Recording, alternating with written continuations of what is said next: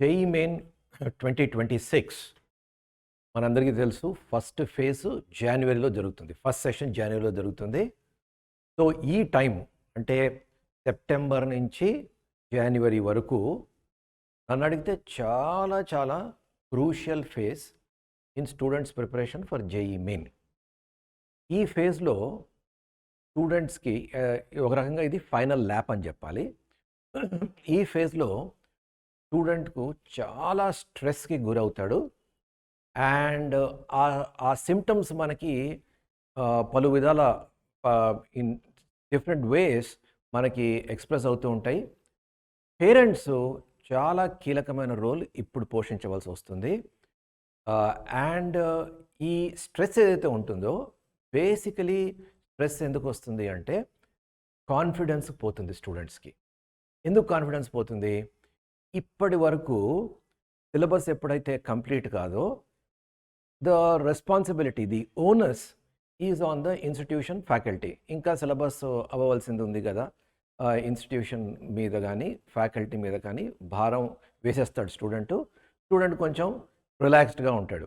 ఎప్పుడైతే syllabus complete అయిపోతుందో అప్పుడు సడన్గా స్టూడెంట్ మీద ఒక బర్డన్ ఫేస్ అవుతాడు. ఎందుకంటే నౌ చెప్పవలసిందంతా చెప్పేశారు ఫ్యాకల్టీ, చేయవలసిందంతా చేసేసింది ఇన్స్టిట్యూషను. ఇప్పుడు student has to work now. ఇప్పటివరకు student has to work, but responsibility on the student is much more at this stage. ఆ రియలైజేషన్ సడన్గా స్టూడెంట్కి ఇప్పుడు వస్తుంది. ఇప్పటి వరకు కొంచెం రిలాక్స్డ్గా ఉంటాడు. సీరియస్ స్టూడెంట్స్ రిలాక్స్గా ఉండకపోవచ్చు, బట్ ఎప్పుడైతే ఈ రివిజన్ అన్నది స్టార్ట్ అవుతుంది, ఎప్పుడైతే సిలబస్ కంప్లీట్ అయిపోయింది అన్న సంకేతం వస్తుందో అప్పుడు స్టూడెంట్కి టెన్షన్ మొదలవుతుంది. అండ్ ఈ టైంలో చాలామంది స్టూడెంట్స్ ఏం చేస్తారంటే అస్త్ర సన్యాసం చేసేస్తారు. ఏం చేస్తారు? ఇంకా మా వల్ల కాదు, మాకేం కాన్ఫిడెన్స్ లేదు, no I'm not fit for JEE, ఇలాంటి మాటలు వస్తాయి.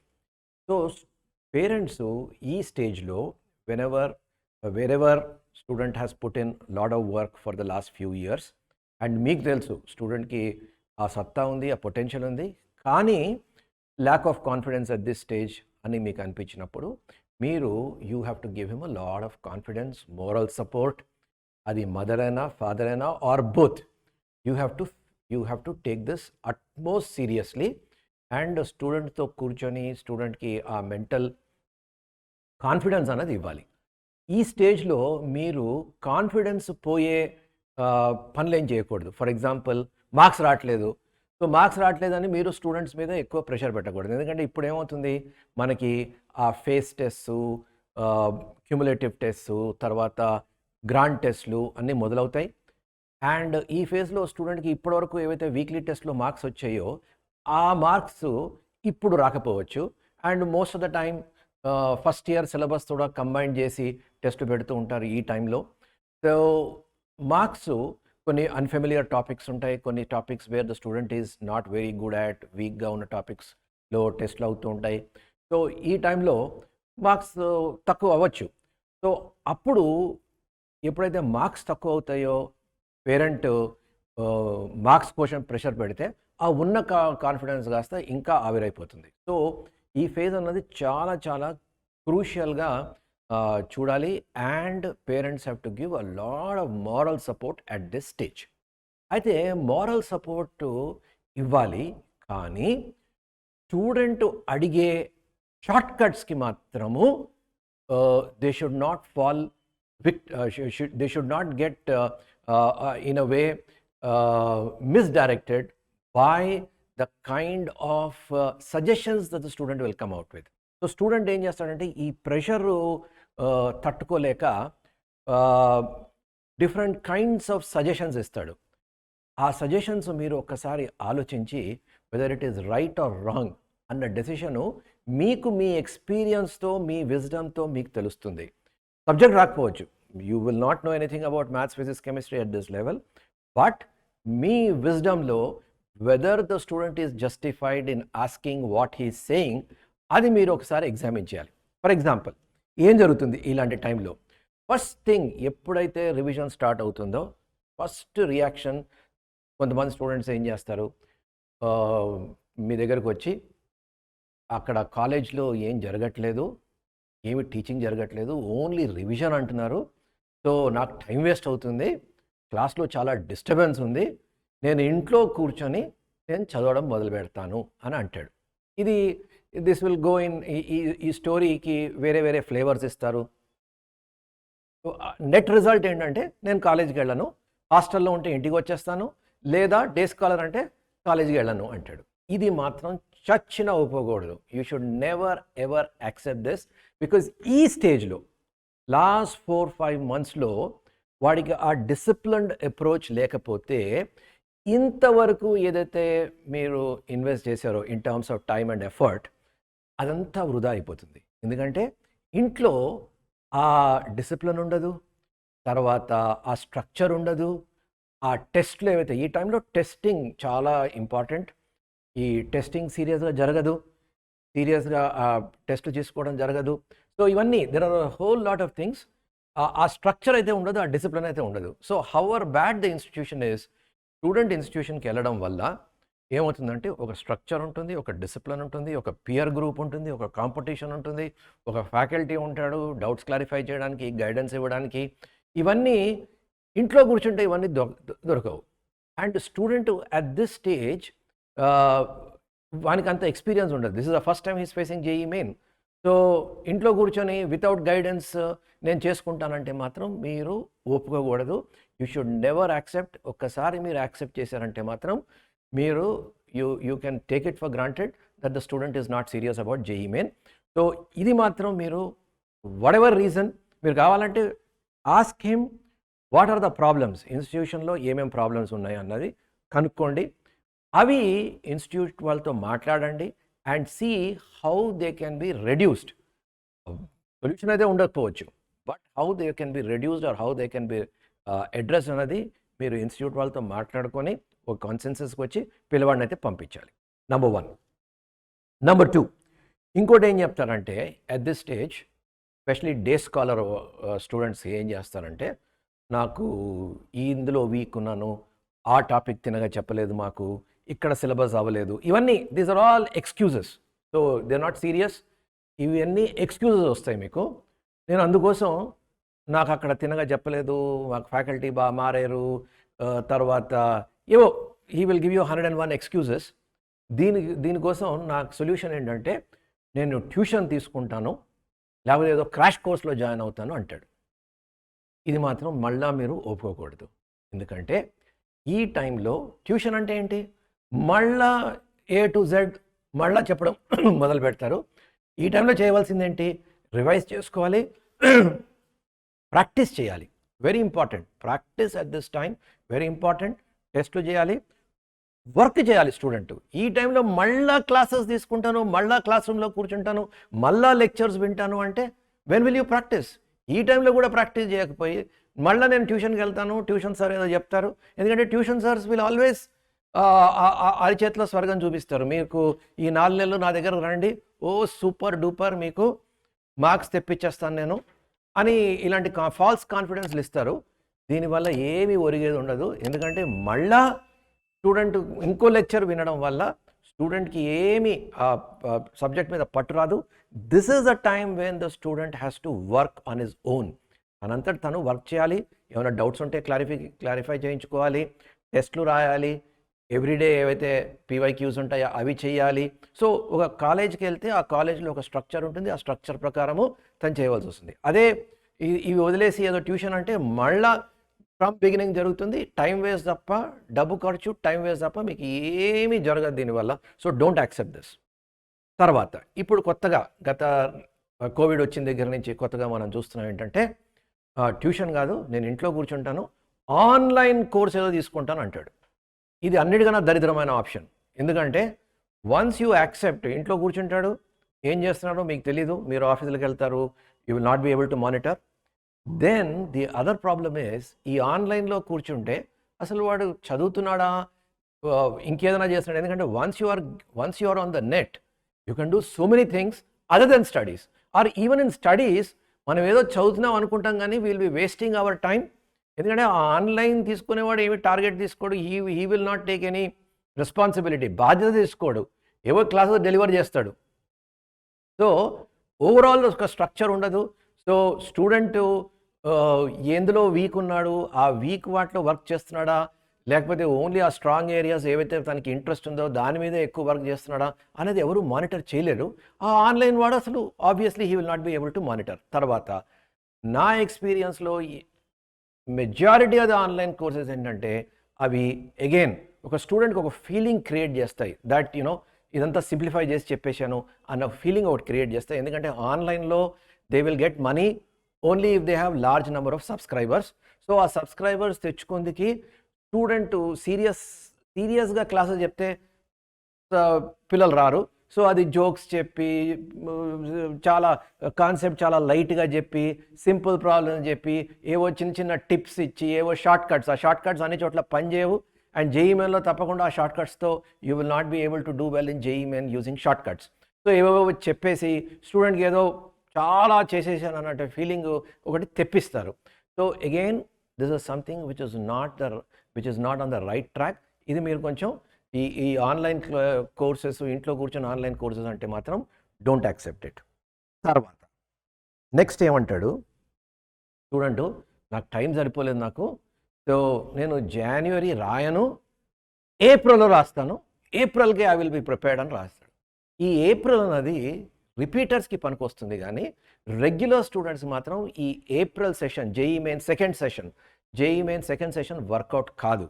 ఎందుకంటే ఈ జనవరి సెషన్కి ఈజ్ ద మోస్ట్ ఆప్టిమల్. మేము ఎక్స్పీరియన్స్లో based on experience we can tell you that స్టూడెంట్స్కి ఏవైతే జనవరిలో మార్క్స్ వస్తాయో ఏప్రిల్లో జనవరి కన్నా తక్కువ మార్క్స్ వస్తాయి. చాలా రేర్ కేసెస్లో ఇంప్రూవ్మెంట్ జరుగుతుంది. ఎందుకు అంటే స్టూడెంట్ ఒక 2 years or more than 2 years దీని గురించి వర్క్ చేస్తున్నాడు, ఒక మొమెంటమ్ బిల్డ్ అయింది, ఒక రివిజన్ ప్రోగ్రామ్ జరుగుతుంది, గ్రాండ్ టెస్ట్లు అవి తీసుకుంటాడు, అండ్ జనవరిలో సెషన్ రాస్తాడు. దీని తర్వాత ఏమవుతుంది, దీని తర్వాత ఇంటర్మీడియట్ ప్రాక్టికల్ ఎగ్జామ్స్ ఉంటాయి, ఇంటర్మీడియట్ ప్రీ ఫైనల్స్ ఉంటాయి, ఇంటర్మీడియట్ ఎగ్జామ్ అవుతుంది. Intermediate is a different kind of an exam. It's a subjective exam, it's not a objective exam. So స్టూడెంట్కి ఈ టైంలో ఆబ్జెక్టివ్ క్వశ్చన్స్కి ప్రిపేర్ అవ్వడానికి అసలు టైం దొరకదు, అండ్ ఒక డిఫరెంట్ ఫ్రేమ్ ఆఫ్ మైండ్లోకి వెళ్ళిపోతాడు. అక్కడి నుంచి స్విచ్ ఆఫ్ చేసి మళ్ళా ఇంటర్మీడియట్ ఎగ్జామ్స్ అయిన తర్వాత జేఈ మెయిన్ ప్యాటర్న్లోకి దిగి మళ్ళా ఈ ప్యాటర్న్కి అలవాటు పడి చేయాలంటే ఎక్కువ టైం దొరకదు. ఎందుకంటే almost 3rd week of March వరకు ఎగ్జామ్స్ జరుగుతాయి. April 1st నుంచి ఈ జేఈ మెయిన్ ఎగ్జామ్ ఉంటుంది. మ్యాక్సిమం ఒక 2 weeks దొరుకుతుంది. ఈ 2 weeksలో no major miracles will happen. So April session student will not be in a position to do as well as the January session. So don't accept this argument also. తర్వాత student కొంతమంది ఏమంటారంటే JEE main కాదు, నేను బిట్సాట్కి prepare అవుతాను, లేకపోతే ఎంసెట్లో top 5,000 target నాది, top 10 కాలేజీలో సీట్ తెచ్చుకుంటాను, I will work for that.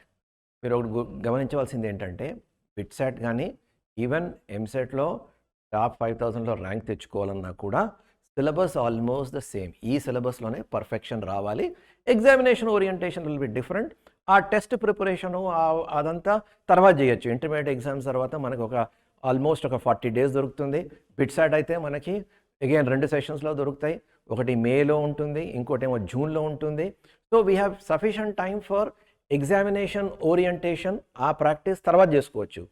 ఈ టైంలో కాన్సెప్ట్స్ ఈ జేఈ మెయిన్ వరకు థరోగా ఉంటే ఆ examination orientation you can always work. So ఈ టైంలో మనం బిట్సాట్ ఎంసెట్ అని చెప్పేసి ఈ టైం వేస్ట్ చేసుకుంటే ఈ బేసిక్ కాన్సెప్ట్స్ మీద కూడా పట్టురాదు. So don't accept that argument. తర్వాత కొంతమంది ఏం చేస్తారంటే, చెప్పాను కదా అస్త్ర సన్యాసం చేసేస్తారని, ఏమంటారు, నేను ఫౌండేషన్ లేదు, ఫౌండేషన్ లేకుండా నేను స్టార్ట్ చేశాను, or they will give you n number of excuses, they will throw the blame on the institution or on the faculty or whatever. And then దానికోసం నేను ఈ సంవత్సరం నేను రాయను, లాంగ్ టర్మ్ తీసుకొని నెక్స్ట్ ఇయర్ రాస్తానంటారు.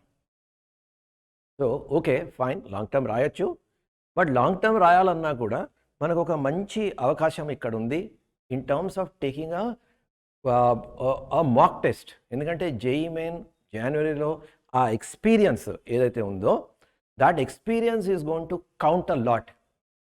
ఎగ్జామ్ కాలేజ్లో ఎన్ని ఎగ్జామ్స్ రాసినా ఎగ్జామినేషన్ సెంటర్కి వెళ్ళి ఫైనల్ ఎగ్జామ్ రాయడం అన్నది that's a different experience.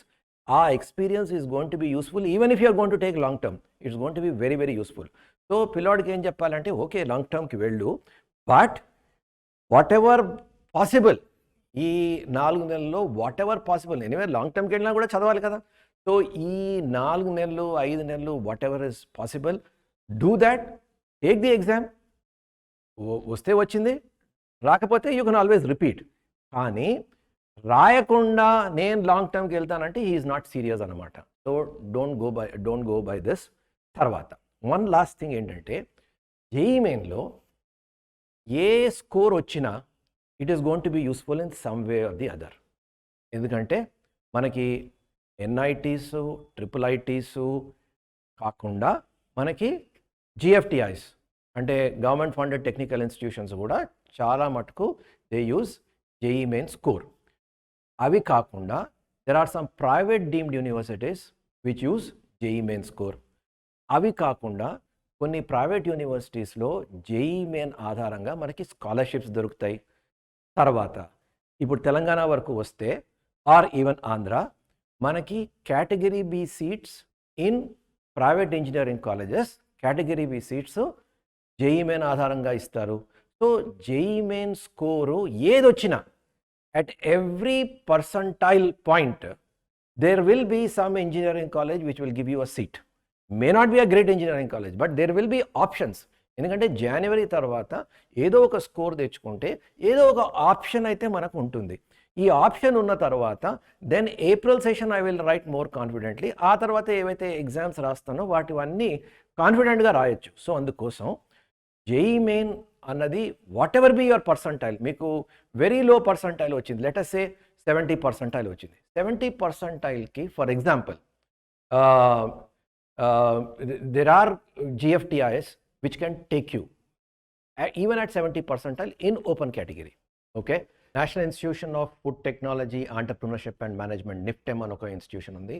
Fantastic food technology course ఉంది. Somebody who's interested, there is a you will get a seat on the basis of JEE Main. Even 70% వచ్చినా కూడా ఓపెన్ కేటగిరీలో మీకు సీట్ దొరుకుతుంది. అదేవిధంగా there are central universities which will give you seats on the basis of even very low JEE Main percentile. So option అయితే ఉంటుంది. So what I would suggest is whatever be your JEE Main score, there will be options. రాయకపోవడము అన్నది option కాదు, రాయండి, see for yourself. మంచి score వస్తే it is good. Even if you are not getting a very great score, even at low scores, you will have some institute or the other which will be ready to take you. So options ఒకటి ఉంటే then later part ఏదైతే April కానీ మేలో కానీ when you are writing other engineering entrance tests మీకు confidence ఉంటుంది. ఎందుకంటే you already have one option, you will obviously improve on that option and try for other options. So whatever it is, ఈ స్టేజ్లో మాత్రము మీరు ఇప్పటి వరకు జేఈఈ మెయిన్ కోసము ఎంత ఎఫర్ట్ పెట్టారో, సో ఆ ఎఫర్ట్ నుంచి ఏదైనా సమ్ రిజల్ట్ రావాలి అంటే మాత్రము ఈ 4 months చాలా చాలా కేర్ఫుల్గా హ్యాండిల్ చేసి టేక్ ది ఎగ్జామ్ సీరియస్లీ. నేను చెప్పిన ఏవైతే ఉన్నాయో రియాక్షన్స్ ఏవైతే ఉన్నాయో స్టూడెంట్స్ దగ్గర నుంచి, ఏదో ఇంట్లో కూర్చుంటాము, లాంగ్ టర్మ్కి వెళ్తాము, బిట్ శాట్కి ప్రిపేర్ అవుతాం, ట్యూషన్కి వెళ్తాం, క్రాష్ కోర్స్కి వెళ్తాం, ఆన్లైన్ చేస్తాం, ఇలాంటివి ఏవో ఉంటాయి కదా, ఇవన్నీ symptoms of that stress. So దీనికి డోంట్ ఫాల్ ఫర్ దిస్.